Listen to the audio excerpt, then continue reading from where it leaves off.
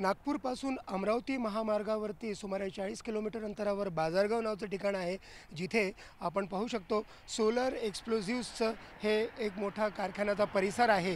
इथे संरक्षण विषयक उत्पादनं जसं ड्रोन आणि RDX अशा सगळ्या विस्फोटकांचे आणि व्यावसायिक विस्फोटकांचं उत्पादन केलं जातं। बुधवारी मध्यरात्रीनंतर इथे एक मोठा स्फोट झाला।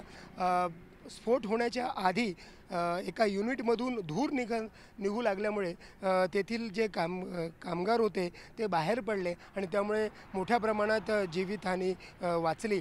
आणि त्यानंतर काही वेळाने धूर निघाल्यानंतर काही वेळाने तिथे विस्फोट झाला आणि त्या विस्फोटामुळे तेथील जो मलबा होता तो मलबा आणि कित्येक अशा गोष्टी या बाहेर कित्येक अंतरावर येऊन पडल्या आणि जवळच्याच प्रयोगशाळेमध्ये काम करणाऱ्या एका कामगाराने तो जेव्हा बाहेर पडला असता त्याच्या डोक्याला मलब्याचा मार लागला आणि त्यामुळे त्याचा मृत्यू झाला। आतापर्यंत मृत्यूचा आकडा फक्त एकच आहे असं सांगितलं जात आहे। सुमारे 15 कामगारांना तिथून बाहेर काढण्यात आलं। त्यांना भाजल्याच्या जखमा आहेत, त्यापैकी 3 ते 5 जण गंभीर आहेत। त्यांना नागपूरच्या एका खाजगी रुग्णालयात दाखल करण्यात आलेलं आहे। गेल्या 2 वर्षातील ही दुसरी घटना आहे आणि नागपूर जिल्हा आणि त्याच्या आजूबाजूला जे काही विस्फोटक निर्मितीचे कारखाने आहेत, ते जे मग ऑर्डनन्स फॅक्टरीचे सरकारी कारखाने असतील किंवा खाजगी कारखाने असतील, तेथील सुरक्षेचा प्रश्न या निमित्ताने ऐरणीवर आलेला आहे। तिथे सुरक्षाविषयक नियमांची कितपत काटेकोरपणे